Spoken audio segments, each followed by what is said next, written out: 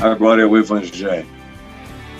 É o Evangelho de Jesus, é o Evangelho da escolha, é o Evangelho da decisão, é o Evangelho da luz. Da luz. É o Evangelho da luz. Eu quero que você chegue, que você traga aos seus amigos, que você compartilhe, convide, entre, curta, se inscreva. Vamos chegando, eu estou sentindo a sua falta, embora eu saiba que nosso público está comprometido aqui terça, quarta e quinta. Hoje é uma anomalia essa minha presença aqui. Tem gente que dela nem ficou informada porque não deu tempo. Eu quero falar em Joel, no capítulo 3, no verso 14. Joel 3, 14. Vamos chegar, gente boa, todo mundo entrando. Olha aí. Avisem os outros que inesperadamente eu apareci aqui, mas vamos chamar. Joel 3, 14. E esse texto de Joel 3,14, que era muito utilizado nos anos 70, quando eu me converti, no início dos anos 70, esse era um dos textos preferidos dos evangelistas, dos avivalistas, dos pregadores que viajavam itinerantemente, que iam de igreja em igreja fazendo as chamadas campanhas de evangelização, que acabaram há muito tempo, e era um dos textos preferidos no tempo da renovação espiritual, que foi o que precedeu ao movimento carismático dentro das igrejas evangélicas protestantes e depois na Igreja Católica. Eram os movimentos, anteriormente, eram os movimentos de renovação espiritual.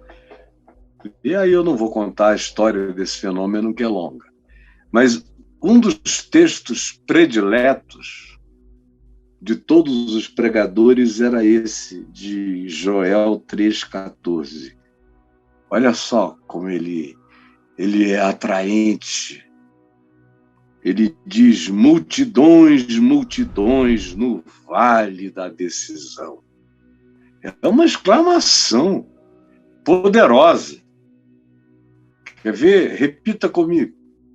Multidões, multidões no vale da decisão. Ouça a sua própria voz alta. Multidões, multidões no vale da decisão. É algo poderoso, é extraordinário.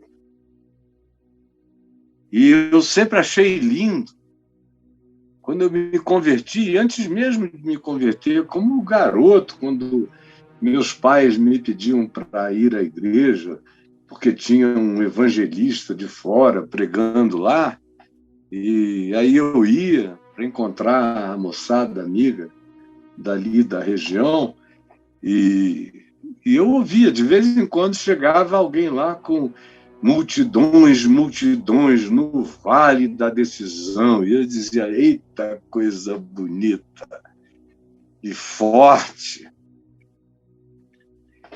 E é o que o texto diz: multidões, multidões no vale da decisão, porque o dia do Senhor está perto. No vale da decisão. Porque o dia do Senhor está perto, no vale da decisão. Nosso tema é esse que você vai ver assim que o delay permitir que você veja. E chegou aqui para mim e diz: os dias de juízo final são recorrentes. Eu queria que você também repetisse isso comigo. Os dias de juízo final são recorrentes. Guarde isso. Os dias de juízo final são recorrentes. Porque isso aqui foi dito, e os eruditos até hoje têm certas dúvidas sobre o tempo no qual essa profecia de Joel foi escrita, ou falada e transcrita, tanto faz, mas eles creem que deva ter sido aproximadamente 400 anos antes de Cristo, antes da Era Comum. Antes de Cristo, 400 anos. Porque não há alusões a uma invasão dos babilônios, ao contrário, se diz: aqueles invasores do norte já não os permitirei mais. Tem alusão a outros povos.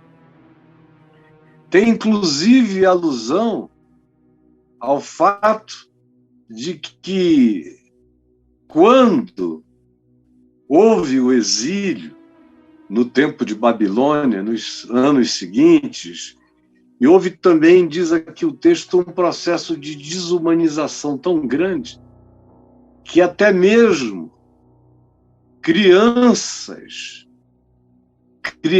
de Judá, crianças da Judéia e de Jerusalém, foram vendidas como prostitutas. Se diz aqui, porque meninas do meu povo foram vendidas como prostitutas. E aí vem uma descrição terrível do que aconteceu naquela sociedade, mas, ao mesmo tempo, não há uma convocação para a construção de um templo, não há nada sobre os muros. Os povos contemporâneos mencionados são outros. E quando se diz que as meninas do meu povo foram vendidas, se diz que foram vendidas aos gregos. É óbvio que a cultura grega estava bem presente já no mundo 500 anos antes de Cristo, mas ela se transformou numa obrigatoriedade depois do processo de helenização, com a expansão de Alexandre o Grande e depois com a dominação grega imposta pelos 4 generais de Alexandre, que dividiram o mundo das conquistas e dominaram sobre eles, com a cultura grega sendo ensinada. Então, por isso, se sabe que foi por aí, foi nesse período. Ele menciona que a Tiro, a Fenícia, menciona, portanto, alguns outros povos da hora, contemporâneos, pequenas potências, potências maiores, ex-potências, porém sobreviventes com significação, como o Egito. Tudo isso aqui está mencionado, aí dá para a gente entender o ambiente daquele tempo, daquela hora, do espírito de cada pessoa, ou do espírito de Joel. E qual é o espírito de Joel? O espírito de Joel é aquele que diz que 2 coisas estavam para acontecer. A primeira, um juízo, que se manifestaria através de uma praga de gafanhotos. Por isso, a primeira razão pela qual Joel entendeu e discerniu que aquele era um tempo de juízo final, a primeira razão é essa. Mostra aí, meu amigo querido, eu estou aqui lutando com delay. Obrigado. Porque são esses tempos de juízo final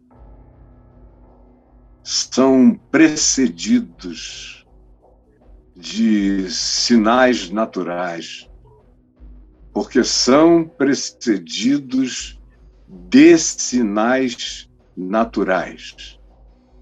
Como diz aí, vá para Joel, no capítulo 1, no verso 4, como ele fala dos gafanhotos que viriam devastadores, o gafanhoto cortador, e comeu o gafanhoto migrador, que o deixou o migrador e comeu o gafanhoto devorador, o que deixou o devorador comeu o gafanhoto destruidor.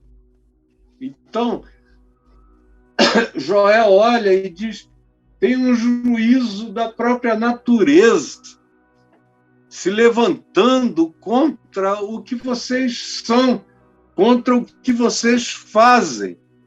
Aí no verso 12, você encontra a mesma coisa, a vide se secou, a figueira se murchou, a romeira das romãs também, e a palmeira e a macieira, todas as árvores do campo se secaram, e já não há alegria. Já não há alegria entre os seres humanos.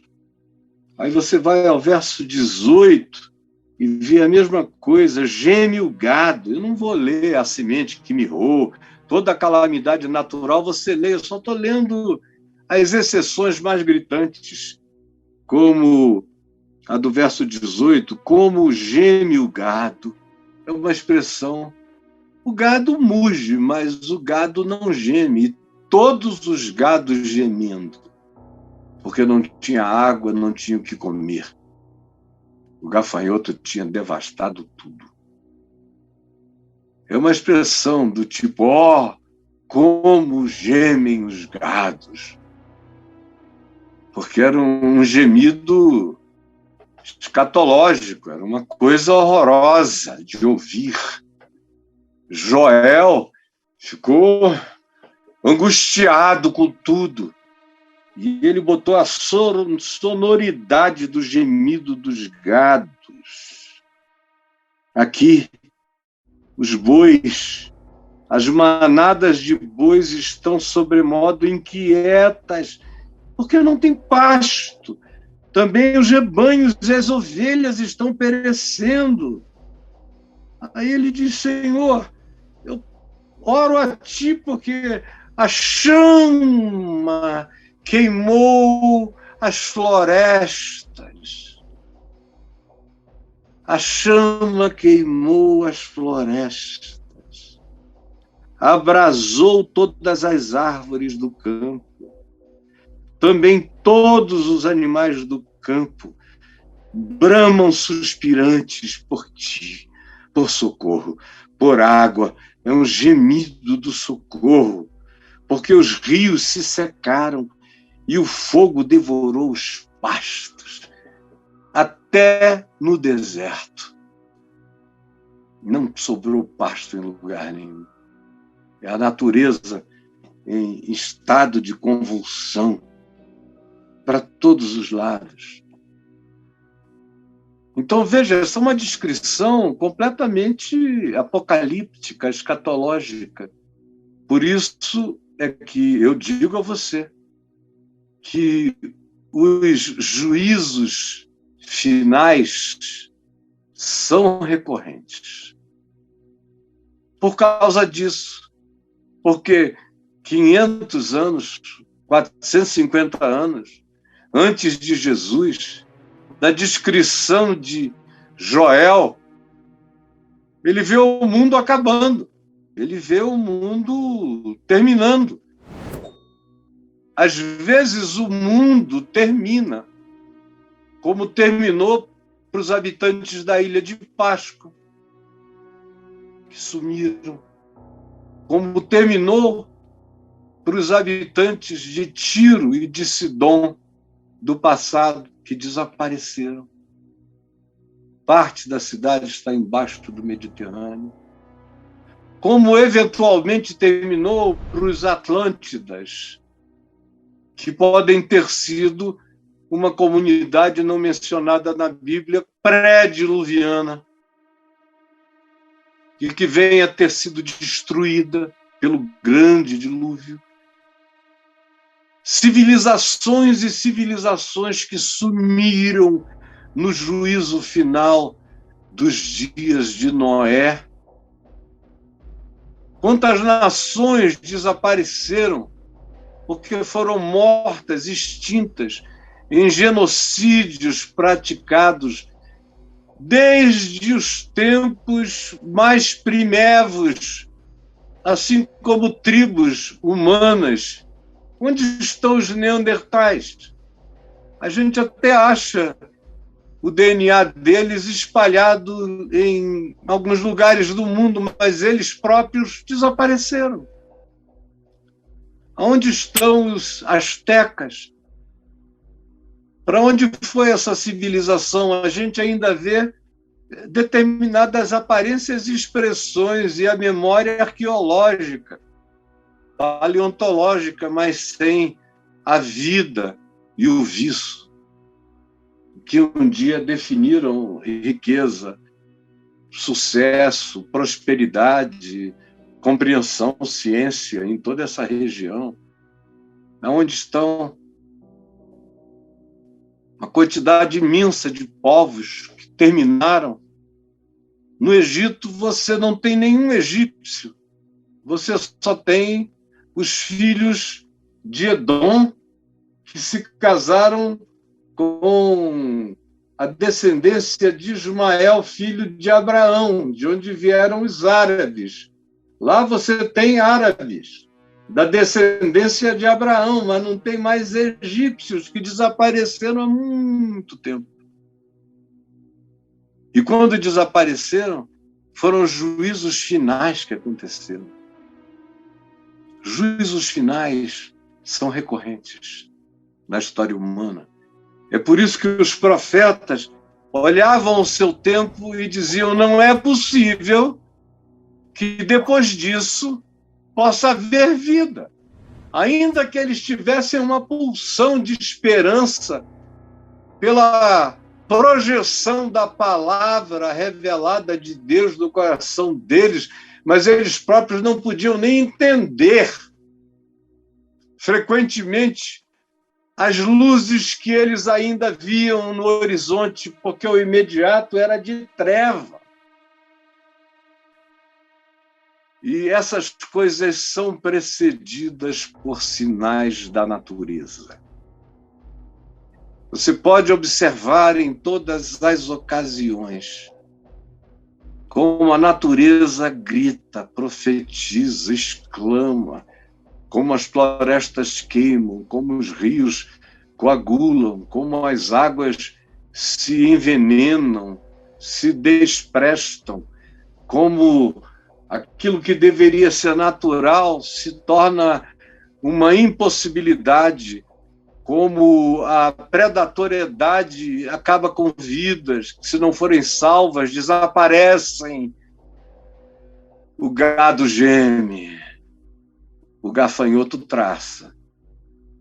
Ou então a gente se salva deles se envenenando com a quantidade de venenos que a gente ingere nas comidas que a gente come, nas águas que a gente bebe. E a natureza geme. Como disse Paulo em Romanos 8, antes da manifestação de qualquer salvação, de qualquer salvamento, a natureza geme, como gemeu no Egito as 10 pragas, como gemeu em tantas outras ocasiões da história, onde cataclismos, tremores, pavores, pânicos naturais precedem os acontecimentos finais. Jesus disse a mesma coisa. Disse que os homens desmaiarão de terror pelas coisas que sobrevirão ao mundo. E aí ele dá sinais cósmicos, sísmicos, dá sinais no mar, na elevação das águas, no rugido do mar e das ondas, apavorando as civilizações, com a presença de realidades que enfumaçam o céu, a terra, que tingem as nossas noites de amarelo e enxofre. Estranho. Segunda coisa, eu afirmo que os juízos finais são recorrentes porque são precedidos por abundância do Espírito Santo. Como eu vejo hoje. Eu vejo enquanto aquilo que deveria carregar a esperança do Espírito Santo, a manifestação do Espírito Santo, a palavra do Espírito Santo, que é o Evangelho de Jesus, sendo ensinado, vivido e interpretado na vida. Eu vejo que aqueles que deveriam ser os manifestadores disso não são. São o povo que provoca a ira divina, o juízo divino. É o povo que tenta a Deus, que prova a Deus, que empurra os marcos e os limites para além do permitido e que apoiam as mudanças dos marcos da vida. Meu Deus! Enquanto o chamado povo de Deus, por exemplo, no nosso país, na sua maioria,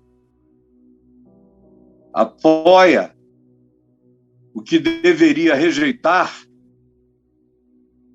o que não deveria acolher, porque é contra o Espírito de Cristo, é anticristo, é anti-evangelho, ao contrário disso, se tornam semelhantes, apoiam, repetem os gritos, odeiam junto, querem criar uma república pseudo-teocrática.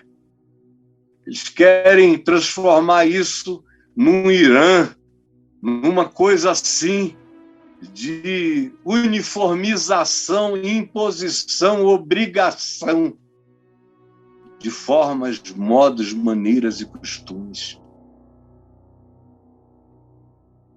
O povo que deveria ser o povo de Deus está nessa situação de treva. Mas, paralelamente, concomitantemente, apesar de tudo isso, ou como diria um amigo meu, em compensação, acontecerá depois que derramarei o meu espírito sobre toda a carne. Os vossos filhos, tanto faz o sexo, os vossos filhos e as vossas filhas, homens e mulheres, sem discussão de gênero, profetizarão. Vossos velhos continuarão lúcidos para sonhar com o futuro, com o melhor, para disporem a sua sabedoria com alegria jovial para as próximas gerações, para iluminarem com sonhos as noites do futuro. Os vossos jovens terão visões, não alucinações. Criarão, divisarão, projetarão, serão olhos para hoje e para amanhã, até sobre os servos e sobre as servas derramarei do meu espírito naqueles dias, porque não há acepção de pessoas, não há, seja o servo por causa da condição humilde no passado, ou até mesmo de escravidão no passado, ou sejam os servos assim, autodenominados como crentes que se chamam de os servos do Senhor, ele diz: não há acepção até sobre os mais invisíveis da sociedade. Eu derramarei o meu espírito. E até sobre os crentes, que são os mais difíceis de receberem a luz do Evangelho do Espírito Santo, eu também derramarei do meu espírito naqueles dias. Até sobre eles mostrarei prodígios, coisas espantosas na terra. Os prodígios são sangue, fogo e colunas de fumo. São prodígios bombásticos, como o prodígio que fissurou o átomo e explodiu a matéria de dentro para fora, mostrando-nos o poder do Big Bang.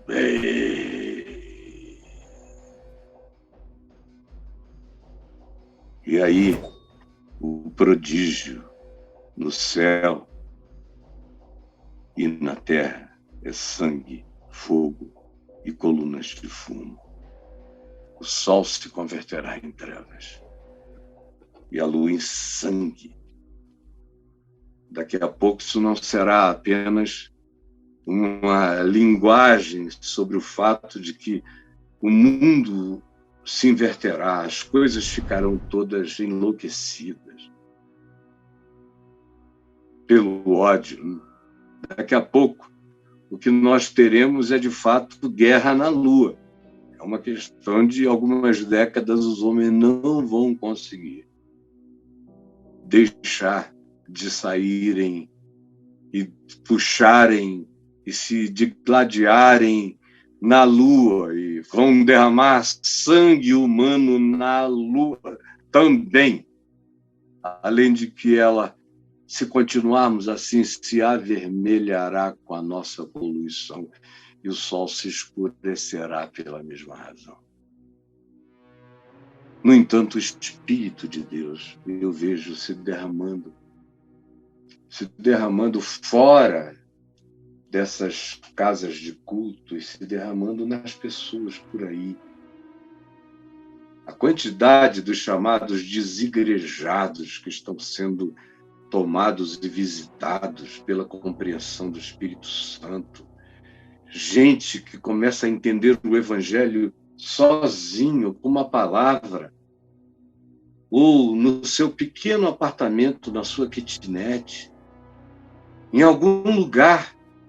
E eu estou vendo isso fazer milagres no coração de pessoas nas regiões mais estranhas, sozinhos. Como é, por exemplo, o caso do que está acontecendo no Irã, com toda aquela proibição onde qualquer manifestação do nome de Jesus ou da fé em Jesus ou qualquer suposta reunião que possa correr o risco de ser interpretada como um culto, todo mundo vai para a cadeia e os líderes vão para a morte. No entanto, o grupo de fé, os grupos de fé nas casas, nos parques distantes, nas alturas das montanhas, à beira dos riachos, sem cânticos, para não produzirem som nem eco. Os que mais crescem como manifestação da fé em Jesus, como discípulos do Evangelho, proporcionalmente, sem nada, sem nenhuma divulgação, só por causa de sonhos, de visões, de revelações, de compreensões, de entendimentos que vieram de lugar nenhum. É a igreja sem nome de Cristo, crescendo no Irã, crescendo muito, no silêncio, sem que ninguém veja, com sinais, com pequenas siglas, com, de fato, uma linguagem sem sons, comunicando a palavra de Jesus, plantando as pessoas da rocha. Porque o Espírito Santo não é patrimônio nem do cristianismo, nem no cristianismo patrimônio dos pentecostais, nem dos neopentecostais, nem dos que gritam, nem dos que rolam, nem dos que falam em outras línguas fajutas aos milhões, tendo visões da sua própria carnalidade. O Espírito Santo é santo, é incontrolável, é livre, fala com quem quer, fala como quer, fala onde quer e não precisa de ninguém para se comunicar. Como eu tenho visto acontecer aqui, com gente que acorda assustada com o que ouviu no coração, procura e acha, deseja e encontra, bate e se lhe abre no coração, na compreensão, no entendimento. No entanto, isso acontece especialmente nesse tempo dos juízos finais. E os juízos finais são recorrentes por uma terceira razão, que eu quero que você veja aí. Porque sempre há novos protagonistas para viverem velhos papéis. Repita aqui comigo. Porque sempre há novos protagonistas para viverem velhos papéis. Sempre. É o que diz o capítulo 3. Sempre tem gente para repetir. Tem gente que não aprende nunca. Assim como Judá não aprendia, Jerusalém não aprendia, aqui se diz que Tiro e Sidom também não, que o povo da Filístia, que incluía a região dos filisteus no passado, ou da Fenícia, que incluía o Líbano, também não entendiam e viviam em estado de recorrência. Eram capazes de repetir coisas impensáveis o tempo todo, como, por exemplo, vender os filhos de Jerusalém dos gregos para os apartar para longe das suas famílias, das suas relações. Tem sempre novos protagonistas para repetirem esses velhos e incuráveis papéis, protagonismos. Vão repetindo, repetindo, repetindo. E quando um monte de civilizações ficam para trás, aparecem novas, com a mesma vontade de poder, sempre achando que agora, na vez deles, vai ser diferente. E vão caotizando frequentemente o mundo, não pelas boas propostas de mudança, mas pelos mesmos desejos de dominação, de controle, de soberania, de supremacia. Por isso, repetem, protagonizam os mesmos papéis que chamam e invocam o juízo de Deus sobre o povo, o juízo dos céus, o juízo dos anjos, o juízo dos principados e das potestades, de todo aquele que tenta se assentar num lugar de poder como se fosse Deus. Nunca deixou de haver protagonistas para o papel de anticristo na história humana e nunca deixará de haver. 666 é o número de uma recorrência da maldade que não termina nunca, que vai, que vai, que vai. E que não é dízima periódica, ela se faz por inteiro. Ela se fecha numa tríade de perversidade em cada geração e faz os males inconcebíveis, que faz a gente olhar para os filmes preto e branco da Segunda Guerra Mundial, mesmo anos e décadas depois, e pensarmos que a gente foi levado para dentro de um subterrâneo do Tártaros, no inferno.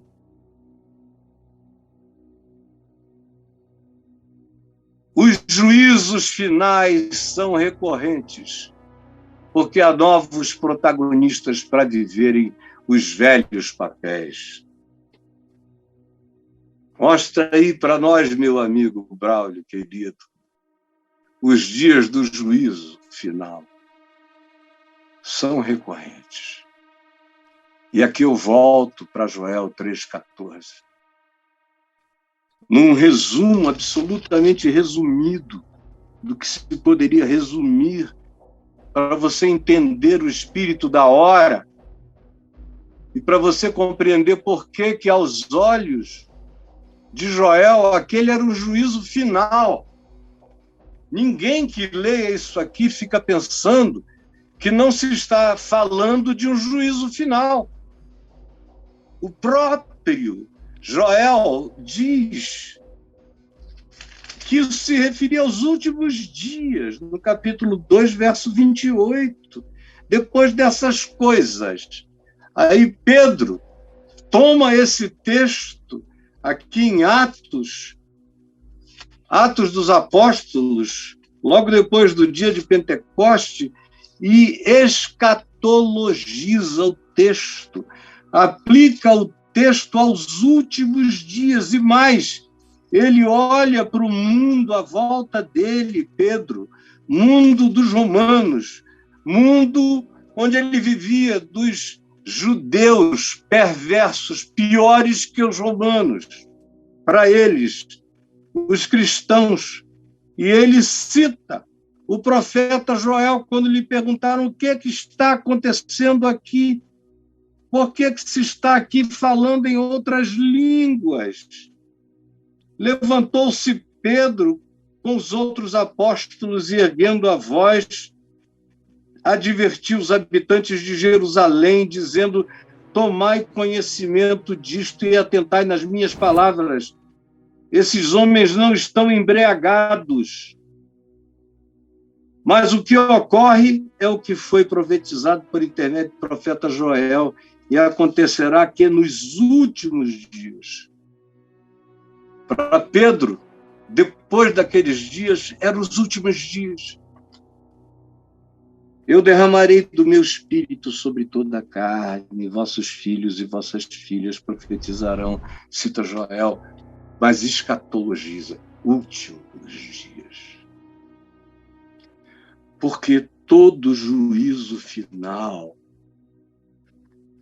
traz para aquela geração os últimos dias. Eu estou vivendo os meus últimos anos na Terra. Eu não sei quantos anos mais eu terei. Posso viver ainda bem, mas posso partir muito antes do que qualquer um projetava.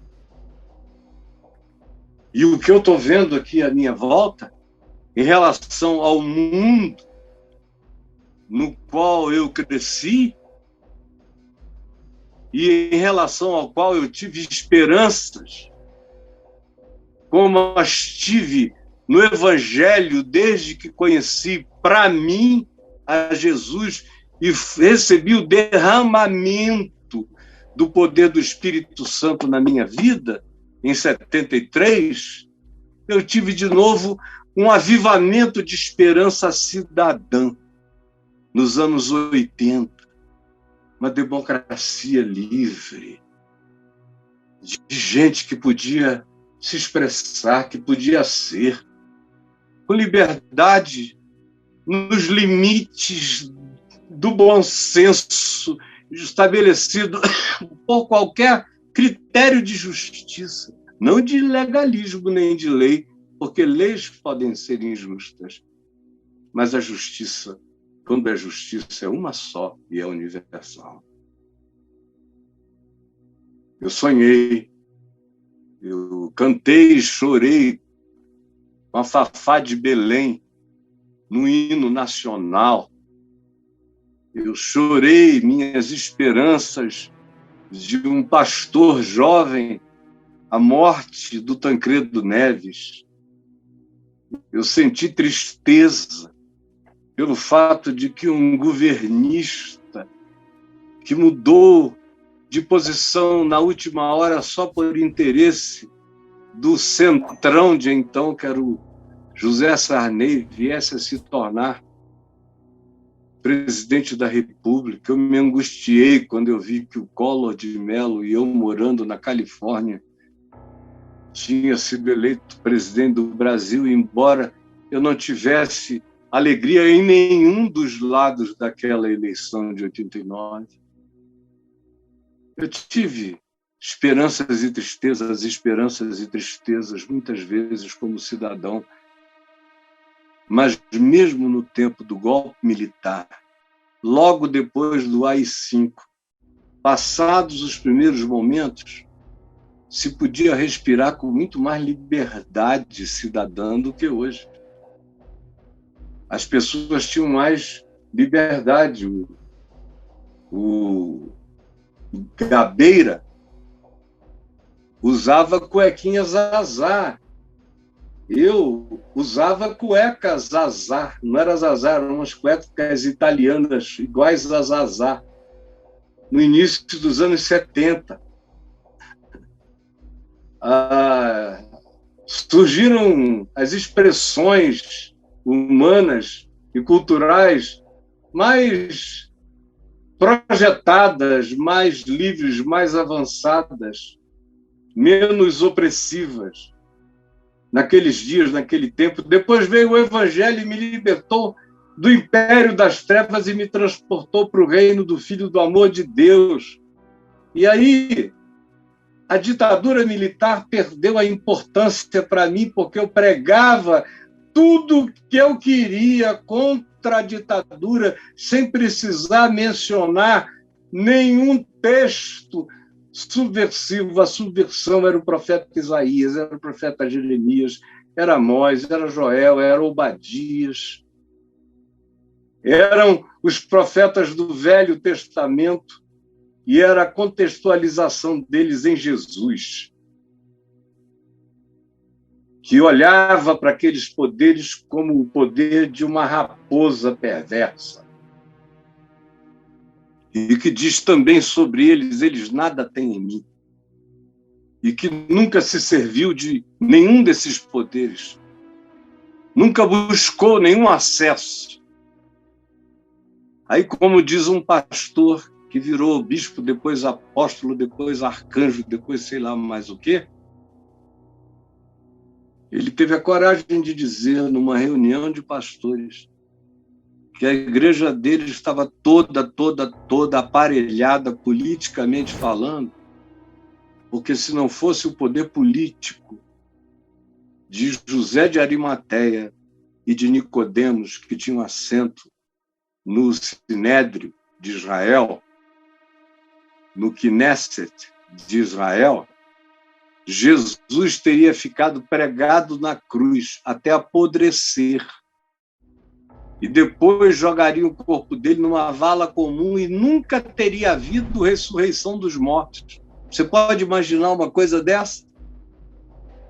Nós precisamos de política, irmãos, diz o apóstolo. Porque sem política a gente não teria nem o que pregar hoje. Jesus teria ficado pregado na cruz muitos dias, apodreceria lá. Os corvos comeriam os olhos dele. Depois seria jogado numa vala comum e terra iria ser jogada sobre ele. E ressurreição nunca aconteceria. Ou seja, sem política não há salvação. E nem ressurreição dos mortos. Eu nunca ouvi blasfêmia maior dita nem por um satanista proposital. Mas está rodando esse é o espírito da potestade que está aqui. E aí eu vejo o juízo final bravo vindo sobre essa blasfêmia na cara de Deus. O Senhor é Deus. E Ele fará com que esse pessoal que está brincando com o direito da liberdade, da justiça, da equidade e da normalidade do convívio humano, esses diabolos que querem dividir, que querem trazer a subtração de uma quantidade majoritária na sociedade pela via dos golpes e da arbitrariedade. Assim como o Espírito do Senhor está se derramando sobre toda a carne, agora. E muita gente está tendo visão do amor de Deus, da graça de Deus, da misericórdia de Deus, do socorro divino, tendo esperança para o futuro. Também tem muita coisa que está sendo invocada e que virá. Como é o que o livro de Joel diz o tempo todo. O livro de Joel é conhecido pelas suas repetições, que se diz, então se verá que Javé fará isso. Então se verá que Javé fará isso. Isso é repetido de sentença em grande sentença em diante, então se verá que o Senhor fará isto. Porque os dias do juízo final são recorrentes. Não brinque. Siga adiante. Ame a paz. E alie-se aqueles que vencem o mal com o bem, não o mal com o mal. Eu sei que o que eu estou falando aqui não é atraente, como os profetas também não foram atraentes, mas é a palavra do Evangelho de Jesus, no espírito do Evangelho de Jesus, no espírito de Cristo, que eu deixo a cada um, desincumbindo também outra vez, no dia de hoje, a minha consciência. Preste atenção. Ó Jesus, essa palavra é imensa, é maior do que a terra toda, mas são tão poucos os que são capazes de ouvi-la, porque são poucos os que amam a paz, são poucos os que querem reconciliação, são poucos os que admitem a vida e a existência diferentes do próximo. São poucos os que não querem apenas a república dos idênticos. Por favor, salva-nos do poder do anticristo, do antivida, do antigraça. Salva-nos do poder do mentiroso, do ardiloso. Salva-nos dos poderes daqueles que se venderam por um repasto o seu direito de progenitura. E salva-nos, Senhor, desses que em teu nome contam visões e sonhos mentirosos para enganarem em nome do Espírito Santo, com a força da carne, aqueles que não sabem discernir entre a mão direita e a mão esquerda. É o que eu te peço em teu nome, Jesus. Amém.